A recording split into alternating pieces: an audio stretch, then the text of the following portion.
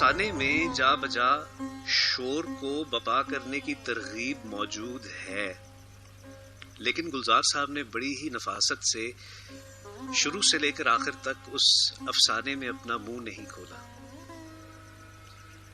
अलबत्ता गुलजार साहब ने बड़ी सादगी से ये मौजज़ा कर दिखाया है कि 21वीं सदी अपनी तमाम तर जदीदियत और तरक्कियों के बावजूद भी कभी कभी फरसूदा जमानों का एहसास दिलाती है। तो आपकी समातों की नजर करता हूं गुलजार साहब का अफसाना हिसाब किताब।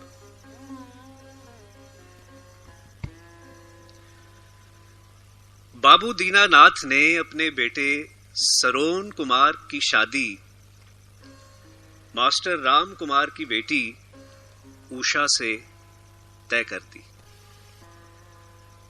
मास्टर राम बड़े खुश थे।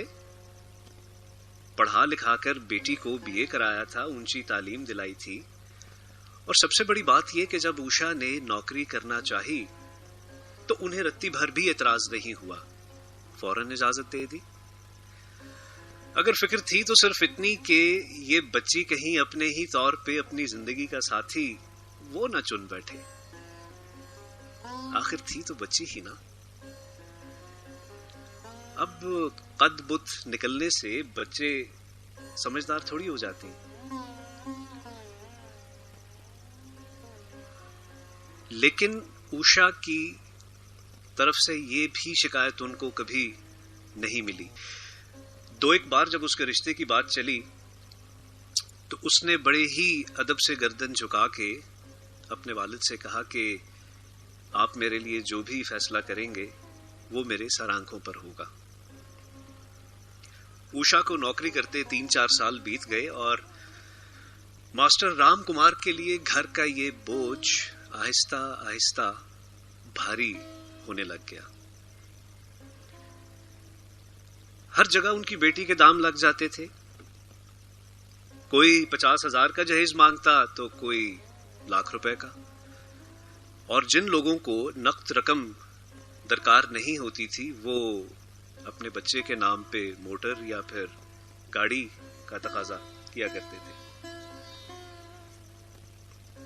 मास्टर राम कुमार को बड़ी अजीब अजीब सी बातें भी सुनने को मिलती थीं, जैसे कि हाँ, सोना जेवर देना तो आशीर्वाद की बात है, और फिर आपकी बेटी ही तो पहनेगी, देर सवेर उसी के काम आएगा। सच कहिए तो मास्टर जी, अच्छा बुरा वक्त किसी पर कभी भी आ सकता है, और ऐसे मौके पे माँ बाप का दिया हुआ आशीर्वाद वही तो काम आता है।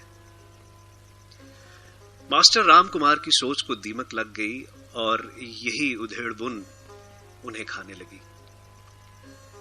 5-10 हजार की बात होती तो जैसे तैसे भी मांग तांग के जहेज की रकम का बंदोबस्त कर लेते, लेकिन इतनी ज्यादा रकम वो कहां से लेकर आते।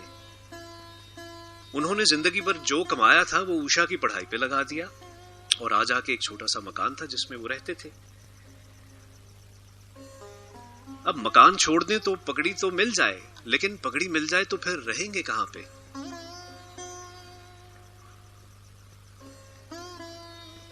अचानक दीनानाथ मिल गए।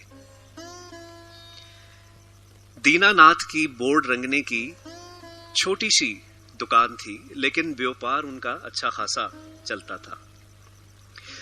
आजकल आए दिन रास्तों के नाम बदलते रहते थे, और म्यूनिसिपल कमेटी में उनकी अच्छी भली साख थी। सुनने में आता था कि थोड़ी सी मुट्ठी गर्म करने पे उनको अच्छे खासे आर्डर मिल जाया करते थे, और नए नाम ना भी आ रहे हों तो पुराने नामों को मैला होने में कितना वक्त लगता है। दुकानों के मकानों के नाम नंबर ये भी कम न थे। 4-5 कारीगर थे और सरोन कुमार इकलौता बेटा, उनका ये व्यापार खूब संभाले हुए था। मजाल नहीं कभी किसी अंग्रेजी लफ्ज के हिज्जे गलत हो जाएं, और सुनने में आया है कि अब तो उसने बाकायदा अंग्रेजी हिंदी की डिक्शनरी अपनी दुकान पर रख छोड़ी है। मास्टर राम कुमार अपने स्कूल के लिए एक बोर्ड लिखवाने आए और दीनानाथ से मुलाकात हो गई। लफ्जों की बनावट वो चौक से लिखवाकर लाए थे जो बहुत खूबसूरत थी। दीनानाथ ने पूछा, ये किसकी लिखाई है? अजी मेरी बेटी ने लिख के दिया है, स्कूल में ड्राइंग किया करती थी। अच्छा, अब क्या करती है? पढ़ती है? नहीं जी, ग्रेजुएट है, सर्विस करती है। अच्छा अच्छा, बहुत अच्छा। जब बोर्ड लेने गए तो तब भी बहुत देर तक बातचीत हुई। दीनानाथ के ख्यालात से मास्टर राम कुमार बहुत खुश थे। दीनानाथ कहते थे कि मैं तो साहब सरासर लड़कियों के काम करने के हक में हूं। रसोई से निकलकर इन्हें बाहर की दुनिया देखनी चाहिए, खुद अपने पैरों पर खड़ा क्या भागना दौड़ना चाहिए। अब यही देखिए ना, सरोन कुमार की माँ को अगर इधर दुकान पे लाना हो तो हम में से किसी को लेने जाना पड़ता है, आने जाने का किराया भी डबल लगता है। कैसी पिछड़ी हुई बात लगती है साहब। दोनों में जम गई। एक दिन दीनानाथ मास्टर राम कुमार के यहां चाय पीने गए। उषा से भी मुलाकात हुई। फिर एक दिन मास्टर राम कुमार दीनानाथ के यहां खाने पर आए। उषा भी साथ थी और दोनों परिवार एक दूसरे से मिलकर बहुत खुश हुए। और फिर एक दिन बाबू दीनानाथ ने अपने बेटे सरोन कुमार की शादी मास्टर राम कुमार की बेटी उषा से तय कर दी। दोनों बहुत खुश थे।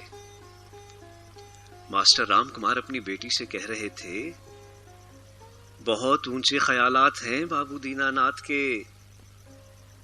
भला कहो आज के जमाने में और मिले तो मिले, ऐसा ससुर कहां मिलता है।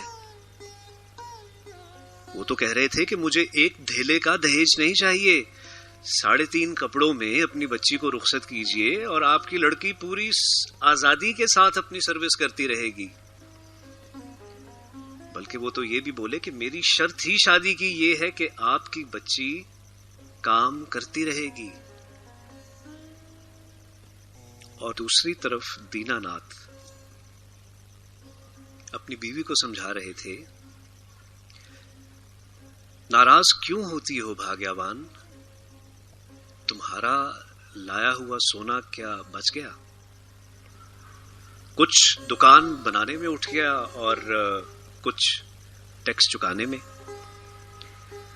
हम तो सांस लेता सोना ला रहे हैं घर पे।